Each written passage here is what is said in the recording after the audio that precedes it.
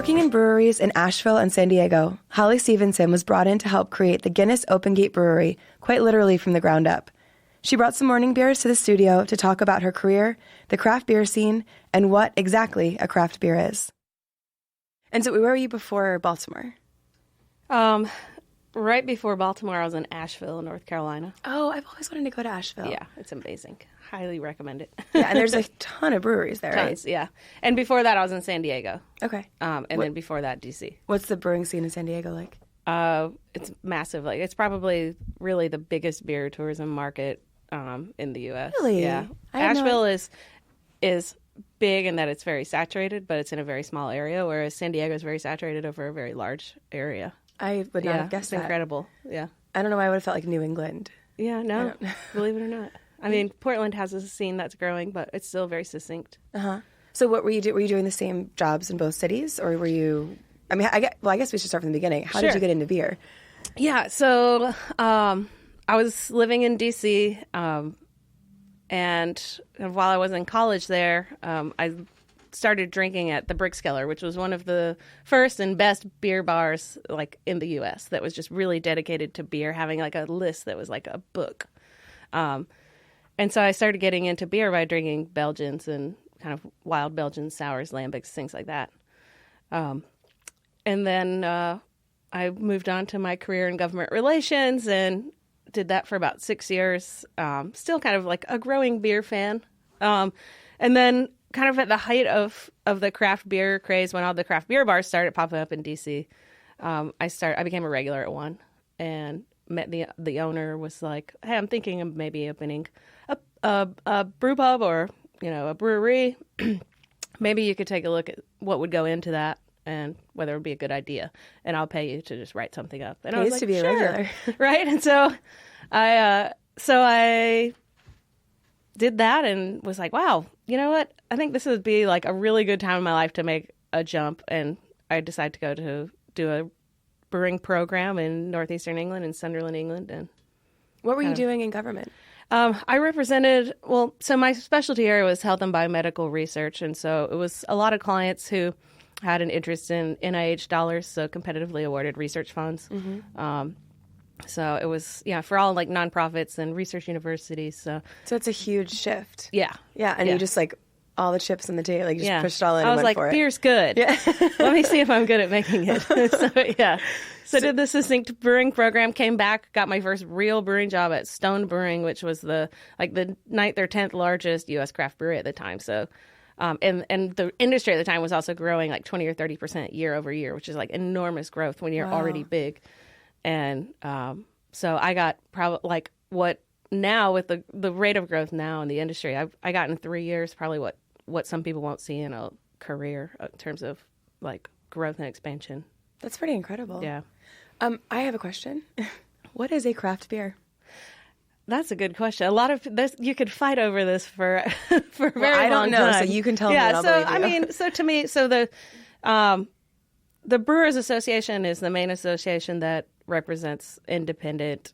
Now that the definition has changed year over year, it seems like, because like long respected and loved independent craft brewers will sell off or take on an amount of money that no longer defines them as independent.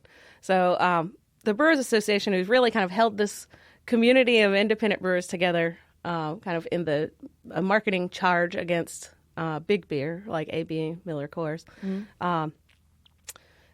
They seem to redefine that because the definition of craft brewer is changing every year. So it used to be like a financial ceiling you could hit, and then you were... So, right. It used to be like, like this, you make this much beer or less, and you're not owned by one of those two guys in your craft, right? And so now it's much more complicated now because the landscape has changed and evolved so much. Because even craft brewers are now making seltzers, which is defined as beer by the TTB, but otherwise is not beer in any way. I mean, in many ways. What's an example of like a controversial craft brewing company? Like who would be like right on the edge? I don't think there's any. I mean, there's not really controversy. Oh, okay. Yeah. I mean, Boston Beer is really big, like massive, and most of what they make is actually Mike's Hard Lemonade, not Boston Lager, or Sam Adams Boston Lager. But I wouldn't say that there's controversy there, because they led and shaped a lot of like the foundation that we've all been able to kind of build these cool independent breweries on. So, I mean, there may be, like, some people might say it's controversial that they're still considered independent craft, but I wouldn't. I don't think maybe that wasn't the right word. But yeah, I mean, it's, you know, there've been buyouts and things that some people have taken really personally when, like, Wicked Weed in Asheville, for example, sold to AB InBev, and most people really didn't like that. Most people in Asheville or in the beer world? I would definitely say most people in Asheville. I don't really know how far it stretched the news, you know, how far impactful that it really was.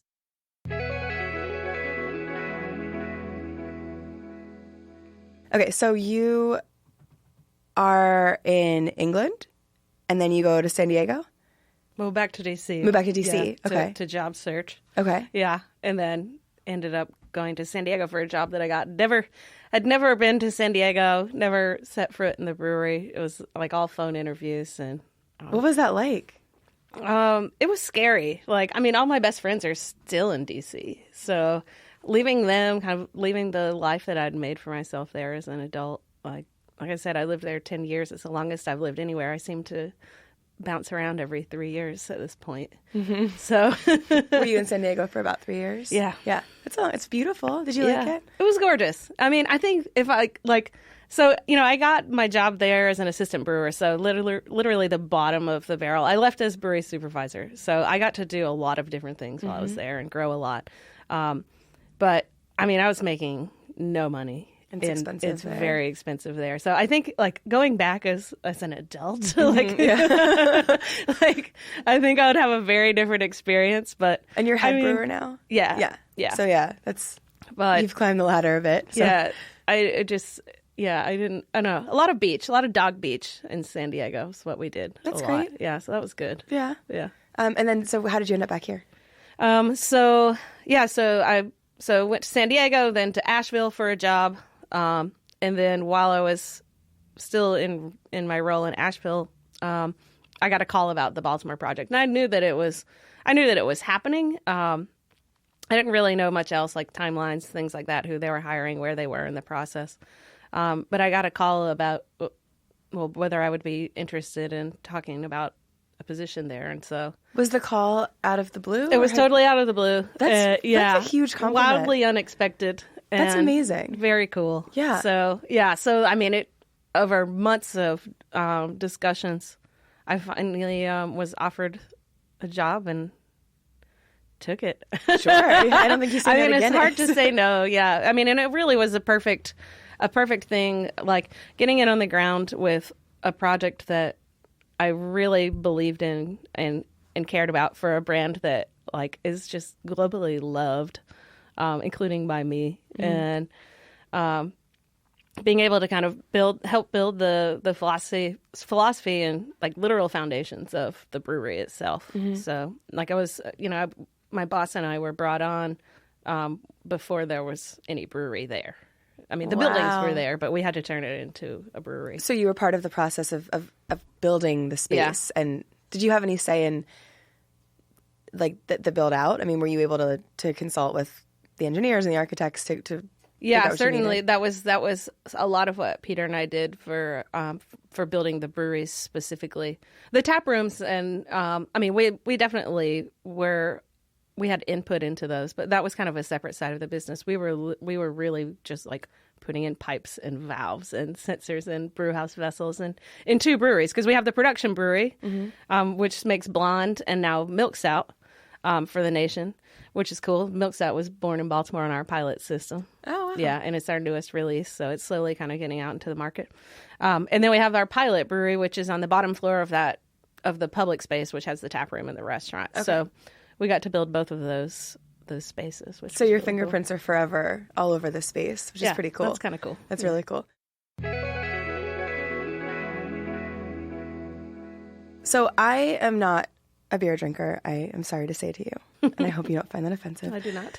So I I know Guinness, and I like Guinness actually quite a bit. If I'm going to drink a beer, that is among the beers I would like to drink. But I only know Guinness as like Guinness, like the stout with the tiny bubbles and the creamy head. And the little thing that's floating in the can. What's that called? The widget. The widget? Yeah. So that's how, or like when you with a tap where I used to bartend and you do like the half pour and then the rest. Yeah. The 2-part pour, So that's the Guinness I know.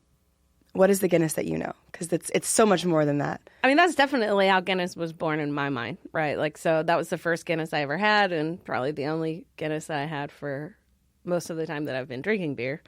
But, that beer, like Guinness as a brewery has been around for like 261 years almost. Like we're in our 261st year. And that beer has only been around for 70 years. What was before that? So early in history, Guinness was actually making a lot of pale beer. And then we were on like kind of the leading edge of porters and stouts. And then remained most predominantly a stout brewery, making extra stout and foreign extra stout, which are actually made in other parts of the world too. Like, so we have breweries in Africa that predominantly make foreign extra stout and that make their own like Guinness recipes at home. If you talk to a Nigerian, Guinness is Nigerian. It's not an Irish import. Like it has been associated for Americans where like it's this one beer and it's an import and having this brick and mortar here is actually giving people an experience that's more similar to other world Guinness drinkers because we not only, can give access to those stouts, although we're not brewing them here, but we're making what is uniquely American Guinness. Pretty cool. So, yeah, because we have blonde, we have milk stout, we have the tap room with 16 different beers that rotate all the time. So that tap room, most of the beer that's brewed there is brewed in the pilot brewery downstairs. And at any given time, maybe a quarter of that is really targeted R&D work. Like I'm working on this hop or this beer. Or, a quarter is a pretty massive.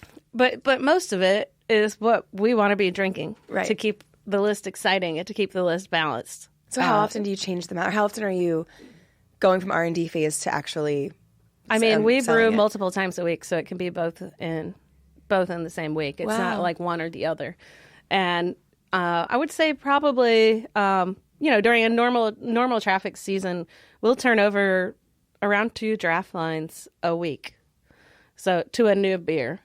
So you're always there's always something new. Yeah, that's so cool. Yeah, and there are definitely recipes that we rebrew because we really like to drink them.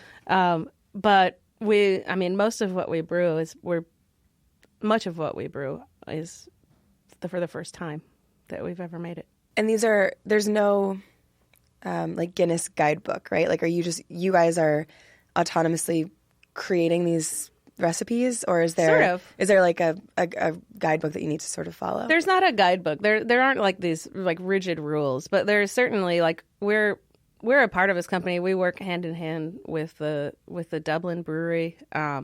We all build what we do off of a very specific, authentic, like rooted philosophy. So it's neither that we're being dictated what to do by someone else or that we're just going off and doing our own thing. It really is an authentic collaboration with Dublin and like an appreciation of the brand. Yeah, absolutely. Yeah. And I mean, some people come in and they're so confused. They're like, how did they let you brew that? And we're like, well, we're Guinness. Like, we're also Guinness. We're them. They're like, like we let ourselves brew it. Yeah. Yeah. Well, I could see a little bit of the confusion, but I love that you guys are here and you're able to tell that story to Baltimore because, people like me that don't know anything. Well, Guinness has been innovating for years. I mean, we have actually, when you walk in our front doors and up into the tap room, the first thing that you see when you walk in is a copper kettle that's been cut in half. It's a relic from our archives in Dublin. And that was actually the first ever like innovation R&D pilot kettle that was at St. James's Gate. And I just think that's so cool. And I will never forget walking. It was kind of when it hit me, like kind of how cool and how big this could be, that what we're doing here historically and culturally, is when I was walking through St. James's Gate in Dublin. And our tour guide just mentioned, oh, that's the building where the first ever pilot brewery was. And so I'm standing there looking at this like 200-year-old building, and I'm like, wow, like we're building that right now in the U.S. in Baltimore. That's a cool moment. Yeah, it was a really cool moment. Yeah. What was the decision to come to Baltimore, or how was that decision made? So I guess it was, I mean, there were a lot of decision makers involved, obviously. But a few things. I think that the main visionary in all of this saw some synergies between Baltimore specifically and St. James's Gate, which I like better understood after I went there. Like just the feel of the site, the feel of Baltimore being on the water, the seafood culture, very similar. Like Guinness has been talking about seafood and beer and pairing beer and food, and Dublin is on the water. Like there were some synergies there, definitely. Also, very helpful that we already owned the site. Sure. Yeah.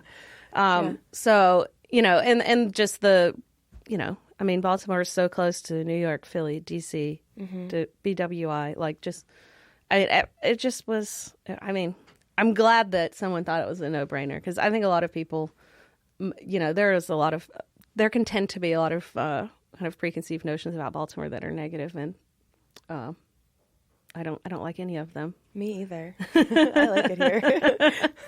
Well, and Halethorpe. You're technically Halethorpe? Technically Halethorpe. Okay. I guess it depends on who you talk to. Relay, Halethorpe, Elkridge, Arbutus. Yeah. We're about 2 miles outside the city limits in the county, in Baltimore County. And how has that location been? It's been great. We're 5 minutes from BWI. I get to work in 13 minutes, like from Otterbein. So, I mean, I think it's super close to downtown. Anyone, you can easily live there. Sure. It might be $15-$20, but come on. It's less than a DUI. Exactly. So just do it. Yeah. Yeah. We do this cool partnership with Lyft. I saw you have discounts, Lyft parking, and we have that Lyft little thing where you can sit and that's covered so cool. and all that. Yeah. Yeah, and it's such an obvious thing to do, but I don't think enough places are doing things like that. Yeah. I mean, and we have a pilot city bus stop now that hopefully will stick. Really? So, yeah, which is great. A lot of our employees take the bus to work. And hopefully, if that spot sticks, we'll be able to, advertise it a little more to bring people out. Yeah. Oh, that's great. Yeah. How have you found the Baltimore brewing community? You've obviously lived and traveled extensively. How have you found the community here versus elsewhere? I mean, the community here is awesome. It definitely has its own fingerprint. I think everywhere that I've lived does. But when I left, I mean, geez, I think there were like three breweries that I remember in Maryland. Like, there were probably more at the time, but like the scene now. There's a scene now. It's amazing how fast everything grew in however long that was. 7 years, 8 years. There's just so many good brewers here now, and we were before you got here. We were trying to name all the breweries in the city. And I think we got to 10, and then which is, and again, for someone who doesn't drink beer, like I know these brands in a way that feels like more intimate than perhaps is deserved, but that's just how major it is now. The number of other breweries that you can get to so quickly in 20 minutes or 30 minutes, that are really great Maryland breweries. Do you tend to? Do you find yourself like at different breweries when you're not at work? Yeah. It's not a bad life. I know. People are like, "What do you do on the weekend?" I'm like, I drink beer and visit breweries. What do you feel comfortable saying? Which one is your favorite, or perhaps your most visited? I would say that my most visited is Diamondback there in my neighborhood. Yeah, they've been on the podcast. Cool. Yeah. They're awesome. Yeah. We've brewed beer with them, too. They came to our spot, and we brewed a collaboration beer last February, actually. Is that typical in the industry? Yeah. Yeah. Okay. That's definitely. Really cool. Yeah. And then and Monument City is another one that I frequent because it's easy for us to get to. And they're just great people, and we've collabed with them, too. I like that probably space. like 3 or 4 months ago, we did a really cool beer with them. What was it? It was a half sour hazy IPA. Okay. Yeah. Okay. Well, you brought 2 beers with you today. How do I ask this? What is the difference between them, both in taste and then the actual brewing experience and like the recipe creation? Yeah. So we brought the Citra Rye IPA and the Batch 62 IPA. So both of these only sold at the brewery. These were developed on our pilot system. Batch 62 was literally the 62nd batch we ever made. Clever name. Citra Rye, also very literal. It's Citra single hop IPA with rye as a large percentage of the grain bill. So the main differences between them would be the heavy rye and the Citra Rye, but also the hop combinations. So, but they're both IPAs, which are our favorites as brewers, the ones on site right now, anyway. Not all brewers. I don't speak for all brewers. Okay. Why are they your favorite? I think I gravitate toward hoppy beer, like the American craft beer palate tends to. Okay. And so these 2 we really liked. These are brewer favorites right here. All right. Yeah. So we just actually canned these Wednesday and Thursday. So 2 days ago. Oh my and gosh. yesterday.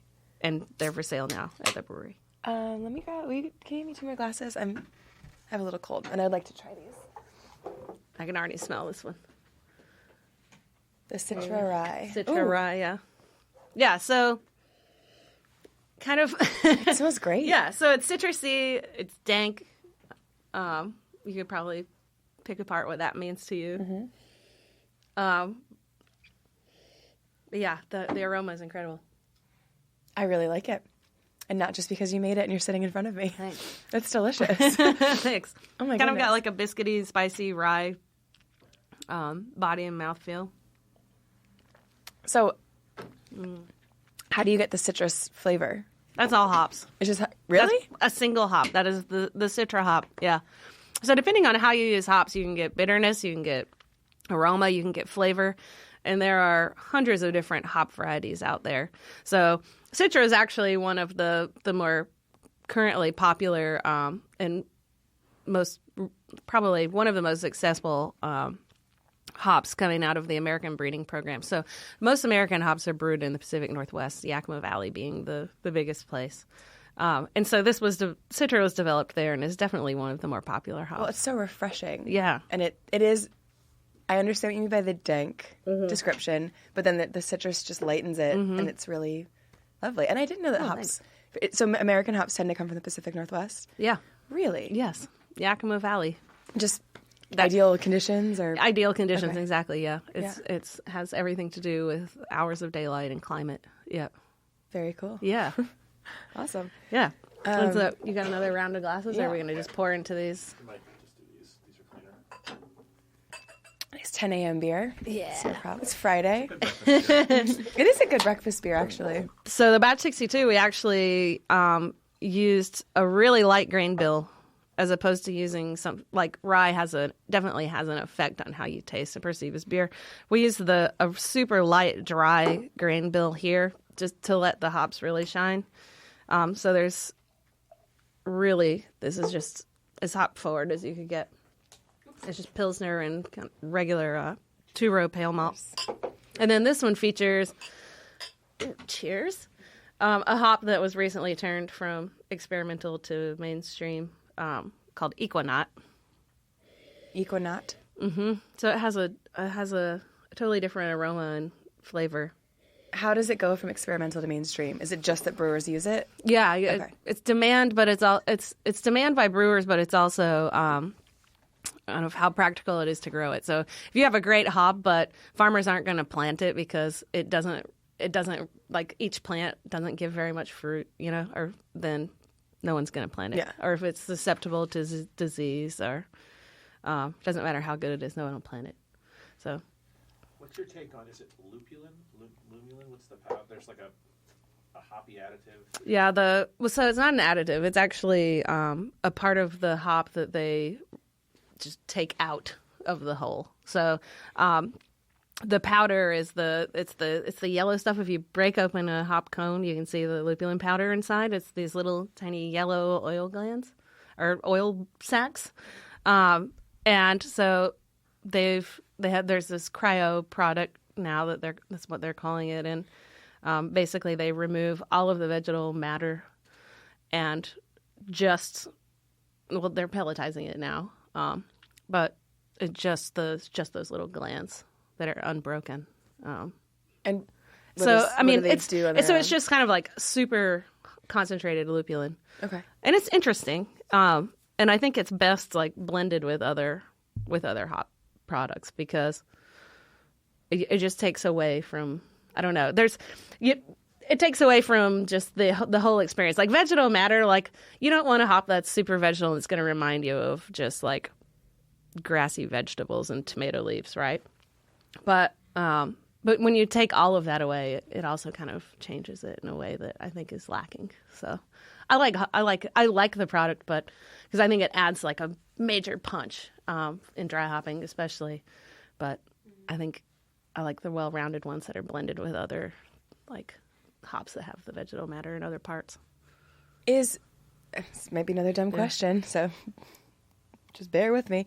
Is beer like wine in that if you know what you're tasting, you might know where it's from or what conditions it was created under, or is the process like a little bit different enough that you wouldn't be able to do that? So yes and no. So you definitely, beer is something that you can drink and have an idea, and potentially have an idea of where it might have been made, or what it might have been made with, but in a different way than wine, I think, most of the time. Because you can have Pilsners from Germany and the Czech Republic that are probably going to be really very distinct from other Pilsners that you're going to drink. And a lot of that has to do with, their ingredients, their water, things like that. Mm-hmm.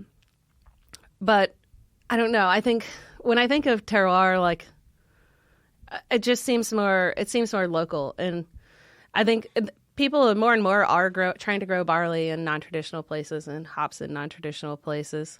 But it's hard to do that. Like agricultural processes are grown, in mass in specific places because that's where they do well. Right. So it's very hard. And so most of these producers are super small. So there's not a lot of fully local beer out there when it comes to ingredients. Mm-hmm.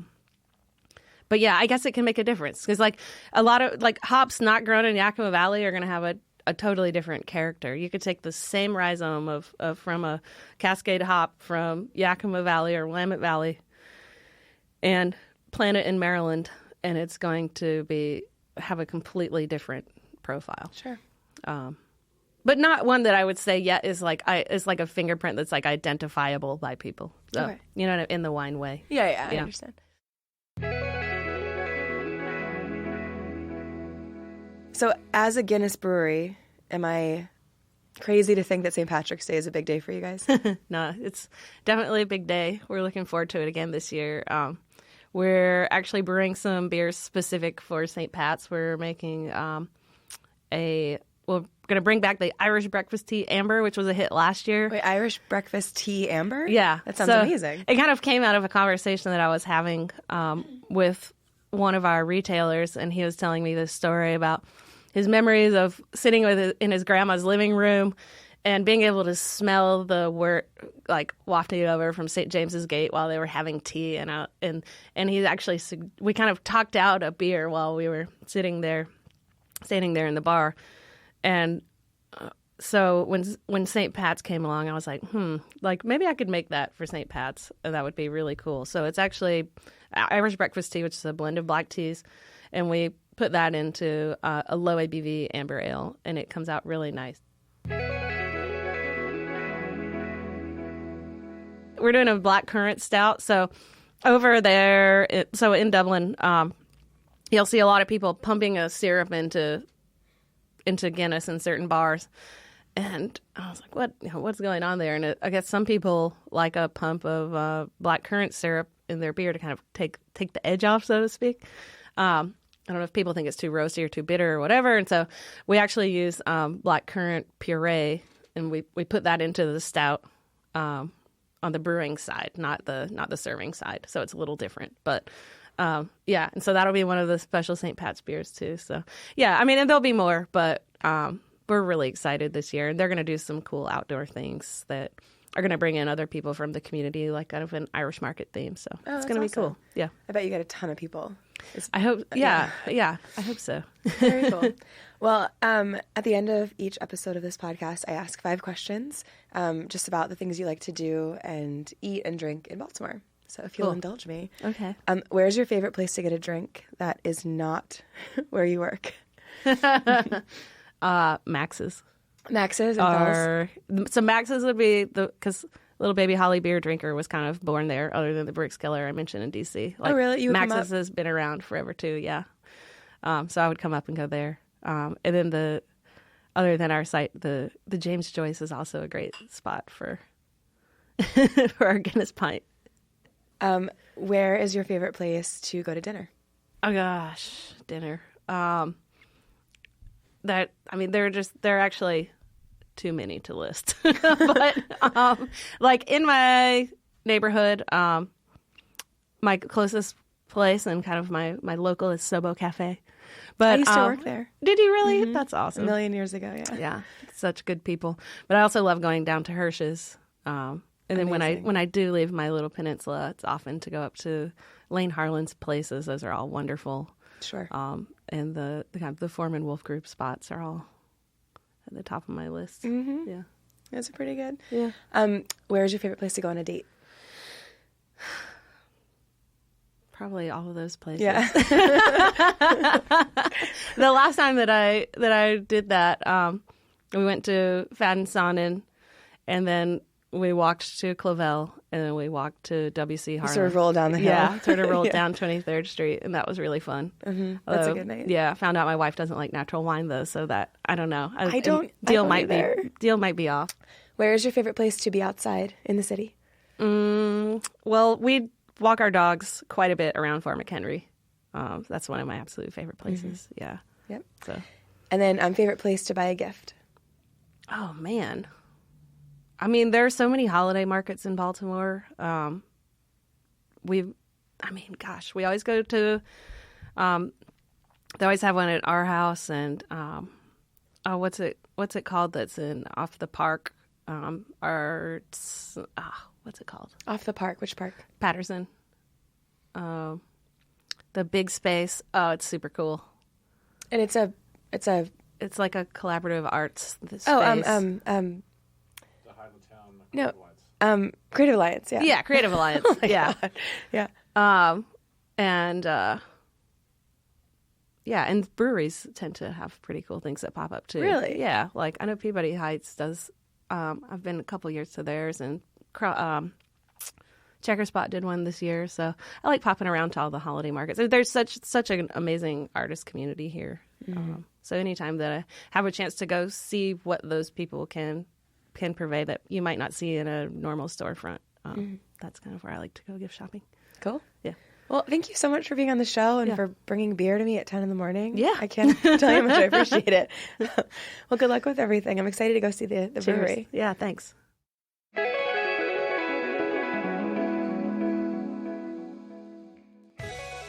Thank you so much, Hollie. For more information about the Guinness Brewery, visit GuinnessBreweryBaltimore.com. For past Hey Baltimore episodes and info about everything happening downtown, go to our website, godowntownbaltimore.com. Hey Baltimore is edited and produced by Mike Evitz and made possible by Downtown Partnership. Our theme music is by Super City, and I'm your host, Megan Eisenach. Thanks for listening.